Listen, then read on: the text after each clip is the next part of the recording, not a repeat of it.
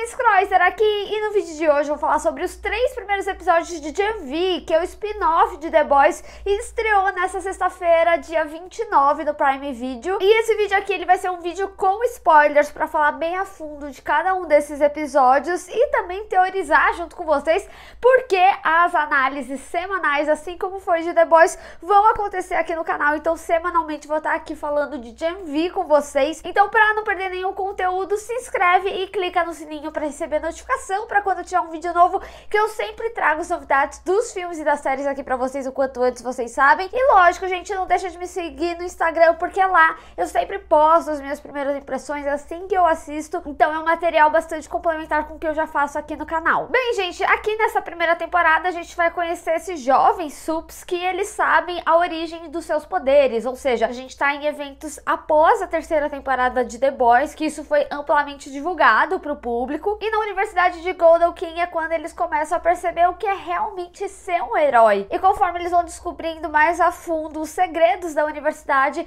é quando eles precisam tomar as decisões que podem mudar completamente as suas vidas e também das pessoas no mundo. Gen V é um spin-off de The Boys, mas se passa no universo, tanto que a gente vê aqui, né, nesses 3 primeiros episódios, que conversa completamente ali com a Vogue, o que acontece na universidade, mas a história é baseada nos quadrinhos de The Boys We Gotta Go Now. E como eu comentei, né, a série ela se passa logo após os eventos da terceira temporada de The Boys. Então a série ela se referencia de alguns aspectos que aconteceram ali no final, como a morte da Maeve e também, né, os reflexos da Starlight ter falado a sua verdade. A gente vê, né, os personagens se referenciando desses fatos e também os reflexos das pessoas saberem a origem do composto V que os pais colocaram nos seus filhos, bem similar ao que a gente viu ali da Starlight descobrindo da sua mãe. Só que aqui nesse caso a gente vê que essa geração já sabe a origem dos seus poderes, tanto que lá no terceiro episódio a gente até vê a Kate,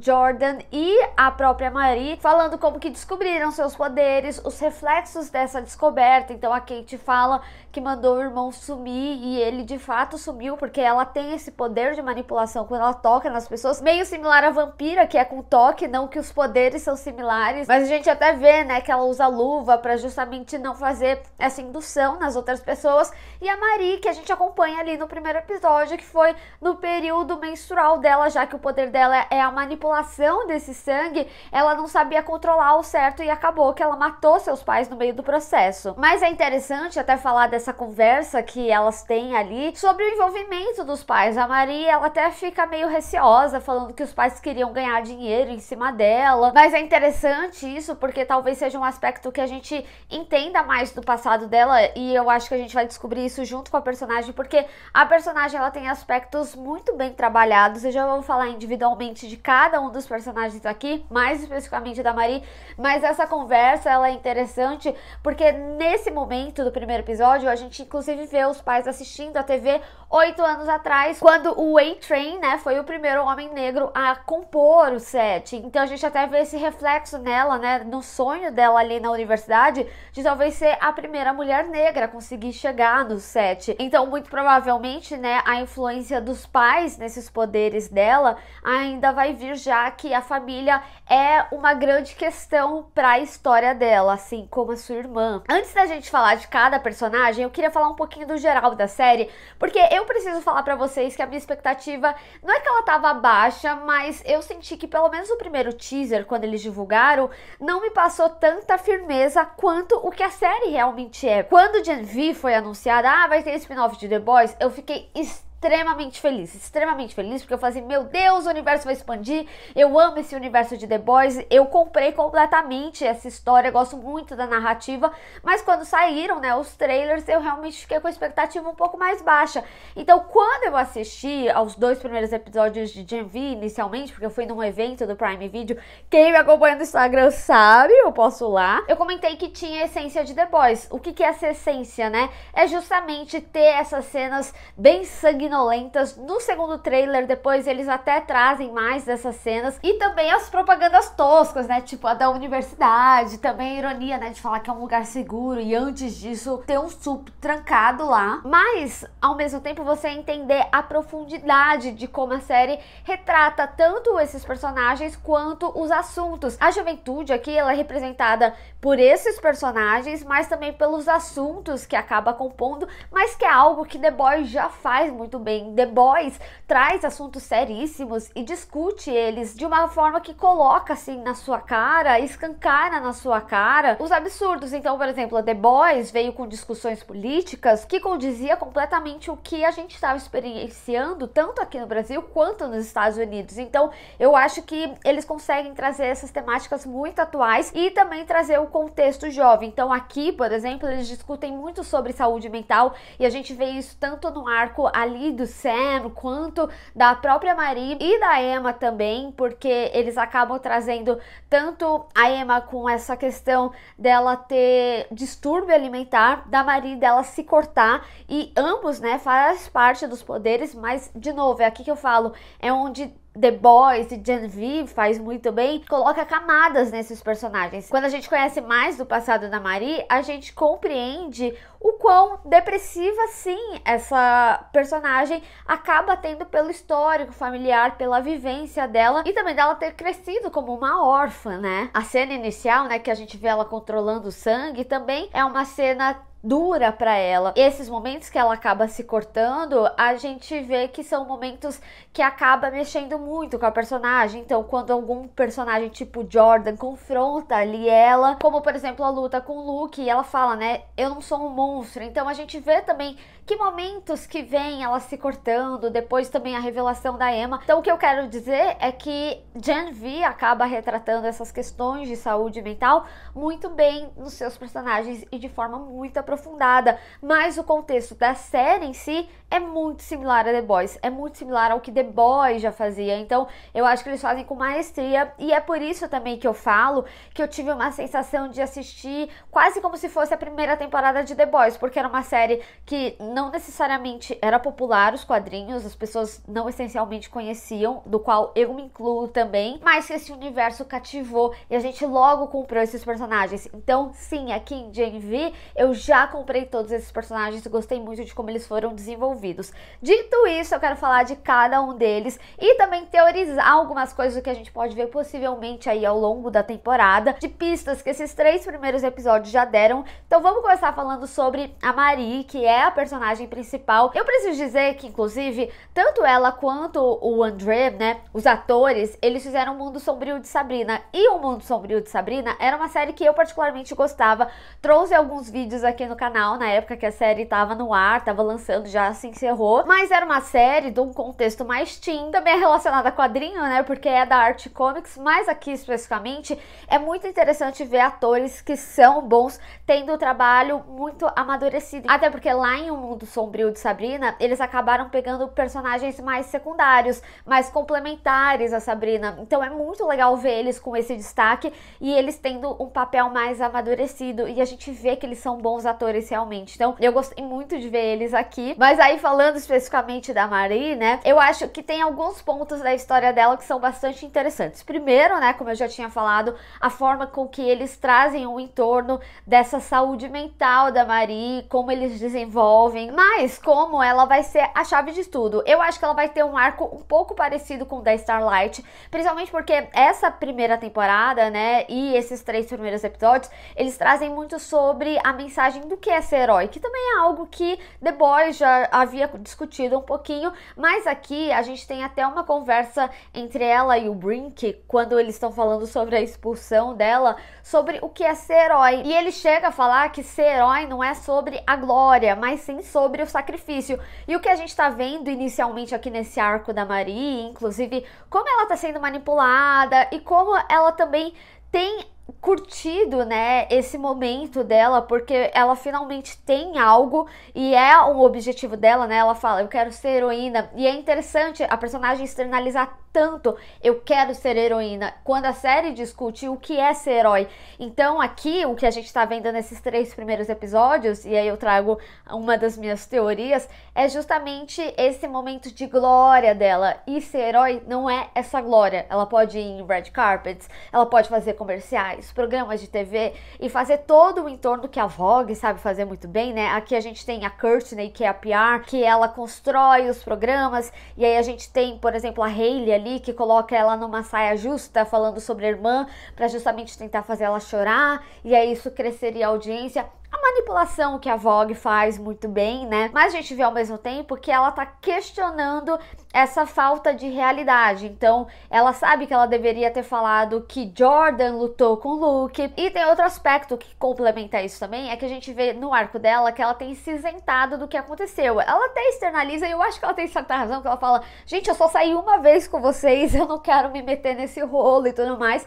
Mas a gente vê que ela tá envolvida nesse rolo e pra descobrir o que aconteceu ali com o Luke. E aí eu vou acabar falando um pouquinho sobre o Luke aqui, o arco dele, porque lá no primeiro episódio, se a gente for observar bem, naquele momento que ela solta seus poderes e a gente começa a ver que ela já sabe manipular melhor o sangue, ela vê uma menina sendo levada para esse centro de reabilitação para adultos, Elmira, que depois a gente vê que era aquele centro de reabilitação que já tinha aparecido em The Boys, quando a Tempesta vai ali e alguns sups acabam fugindo, como aquela menina que parecia Eleven, inclusive. Tinha até o cara com a rola gigante, que inclusive aparece aqui também. Muito provavelmente eu não vou poder colocar isso no YouTube, senão meu vídeo vai cair, mas enfim, vocês sabem de quem eu tô falando.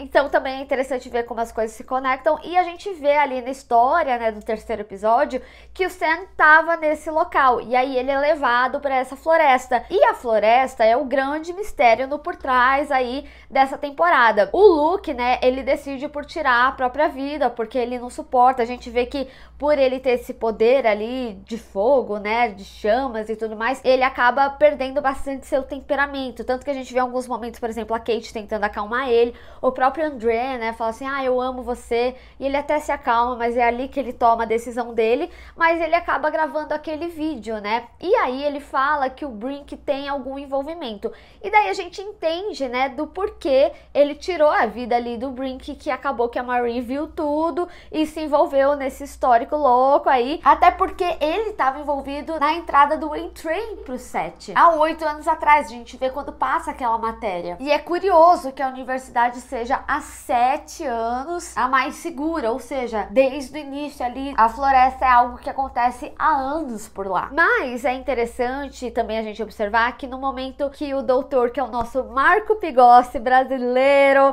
temos que exaltar o trabalho desse homem, porque eu já gosto muito do trabalho dele, que inclusive, gente, se vocês puderem, assista Cidade Invisível, ele é o protagonista e ele tá incrível. Aqui ele também, nossa, eu achei que ele super dominou ali, e é um personagem que tá numa história muito importante pra Gen V. A gente viu até no teaserzinho, né, do restante da temporada, que ele vai ter mais momentos, então ele vai aparecer mais, mas o que eu queria dizer é que o personagem dele, quando ele parece muito nervoso com a morte do Brink. Então eu acho que o Brink, no final das contas, ele tinha ali, né, os queridinhos dele, como Jordan, o próprio Luke, que ele já tinha colocado no set sem precisar passar pelos Jogos Vorazes, né, porque eu não sei se vocês lembram, quando Gen V foi divulgada, eles tinham falado que ia ser tipo uns Jogos Vorazes, só que de sup. Então muito provavelmente ao longo da temporada a gente vai ver alguma coisa de competição, né, que a gente até vê isso introduzido ali no primeiro episódio, pra conseguir o contrato com a Vogue. Quase que nem são jogos escolares nos Estados Unidos, né, você começa ali na liga estudantil e aí vai pra Liga Pro, né, seja NBA, seja do NFL e tudo mais, enfim. Não manjo muito de esportes, mas mais ou menos isso aí. Só que eu achei interessante, até falando dessa referência dos Jogos Vorazes, que aqui nesses 3 primeiros episódios eu entendi o que eles também quiseram dizer, porque quando eles querem construir essa imagem da Marie e do André, primeiro que é assim, eles querem, lógico, utilizar toda a questão, né, por eles serem negros, assim como eles fizeram com A-Train, e ainda fazem, né, como The Boys já mostrou por diversas vezes. Eles são tipo a Katniss e o Peeta, né, que a Vogue tá construindo ali na imagem e tudo mais. O André, ele tá um pouquinho mais de lado, né, mas quem tem o destaque no final é a Katniss, né, e é até interessante que eu quase esqueci de falar, a Kirsty, né, até chega a falar assim, ela é a nossa Starlight. Isso daí também pra mim é mais uma pista desse arco que eu falei da Marie, que eu acredito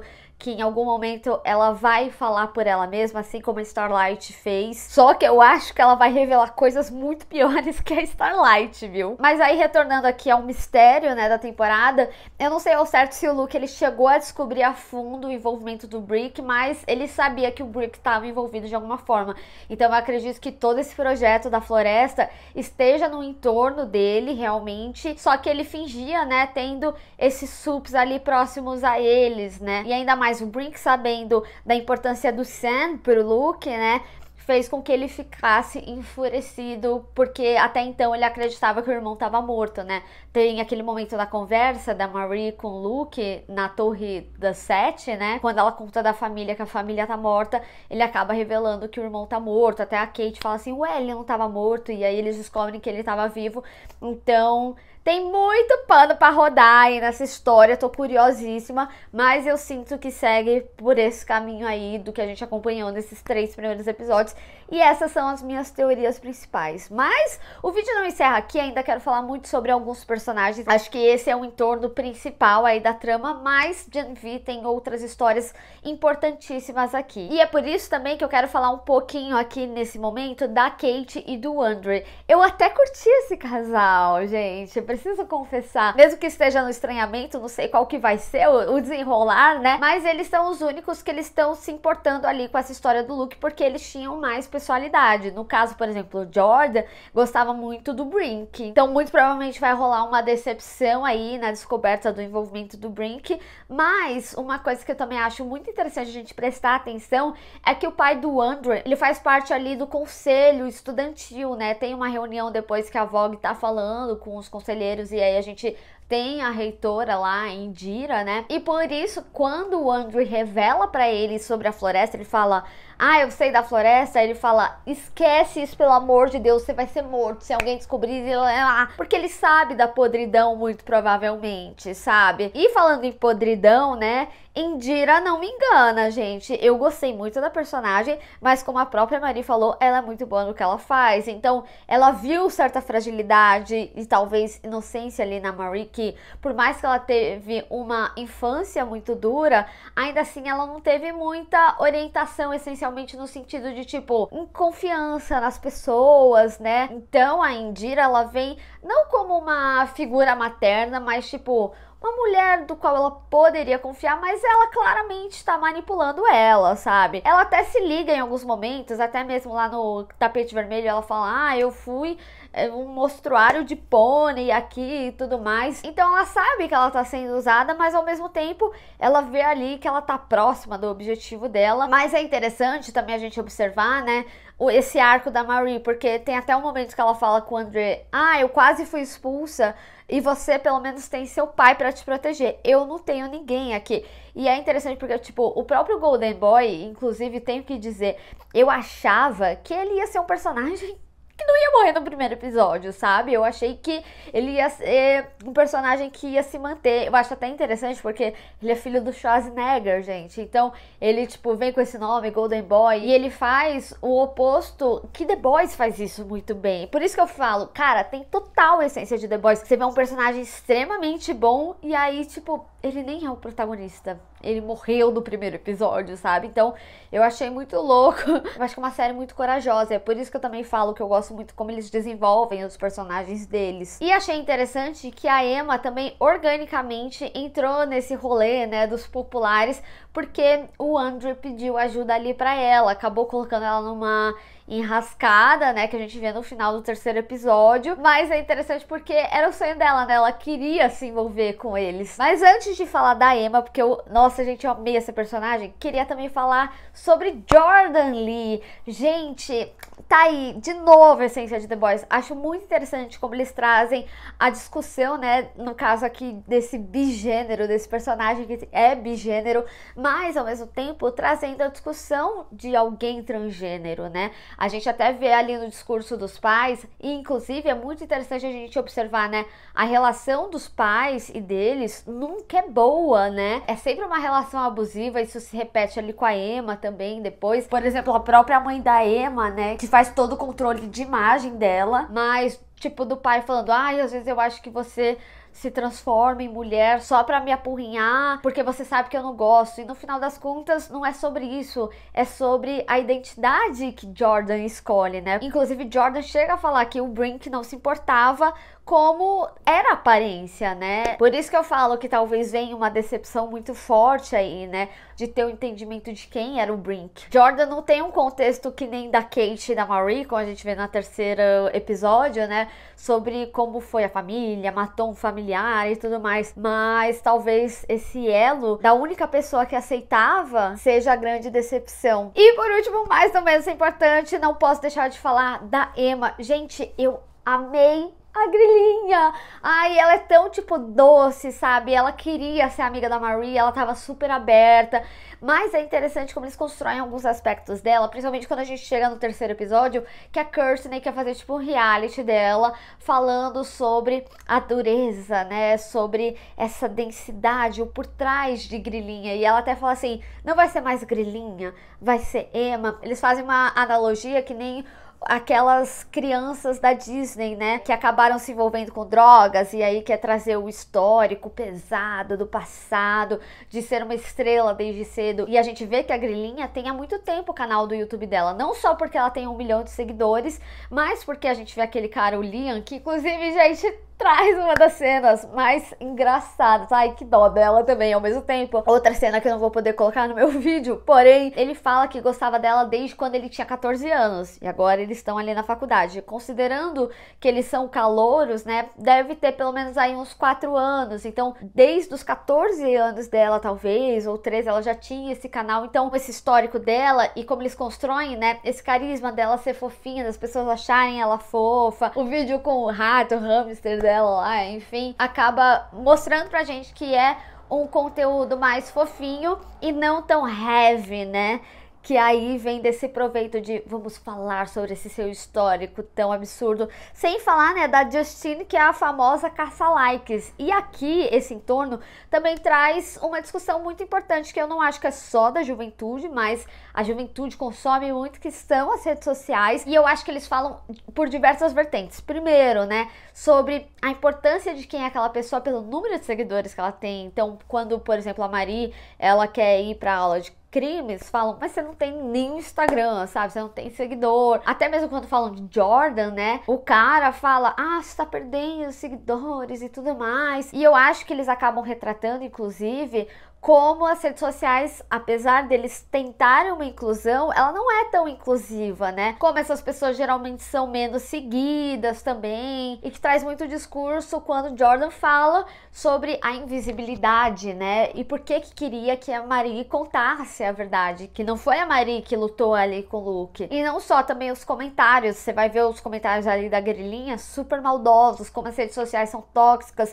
ou até aquela menina, né, fingindo choro ali quando o Brink morre. E também é uma personagem como a Justine, que é a caça-likes, né, que faz tudo pela audiência. Então ela revela um segredo, que era claramente um segredo, e depois ela faz sonsa de tipo, ai, você não falou que não era pra falar. E aí às vezes acaba também envolvendo, né, uma militância mais a favor dela mesma, e a gente vê como ela é uma pessoa que usa as outras, né, como a menina ali do rabo, depois ela tá filmando, ou quando ela vai pedir desculpa pra Emma também, ela tá filmando tudo, e também, né, toda essa manipulação da mídia que The Boys já demonstrava muito bem, e aqui a gente vê de novo, inclusive como o top 10 é tratado de forma diferente, né? No momento que a Marie entra ali no top 10, ela ganha celular, ganha um monte de gadget. E é interessante a gente ver também, né, como os produtos da Vogue sempre estão ali no entorno, né? Ai, a vodka do A-Train, sei lá o que, do translúcido. Sempre tem um produto, né? E também, além disso, a questão da falsa representatividade que a Vogue constrói, né, desde o A-Train, e faz esse paralelo com a Marie e com o André também, né, nos tempos atuais, mesmo depois de 8 anos. Então, assim, gente, dito tudo isso, eu não poderia estar mais feliz com esses 3 episódios. Estou muito curiosa como que vai acontecer o desenrolar da história, ver se as teorias se concretizam, e vocês vão estar comigo aqui semanalmente pra gente discutir essas teorias, discutir os episódios e todos os detalhes que eu sei que vocês gostam e eu gosto bastante de trazer aqui nos vídeos. Mas deixa vocês aí nos comentários o que vocês acharam desses 3 primeiros episódios, e teve mais alguma coisa que você reparou que é importante e eu não falei aqui? Vamos discutir. Bem, pessoal, espero que vocês tenham gostado desse vídeo. Não esquece de deixar o seu gostei e compartilhar nas redes sociais, inclusive me segue lá, se inscreve no canal e clica no sininho para receber notificação para quando eu tiver um vídeo novo. Te vejo no próximo. Tchau!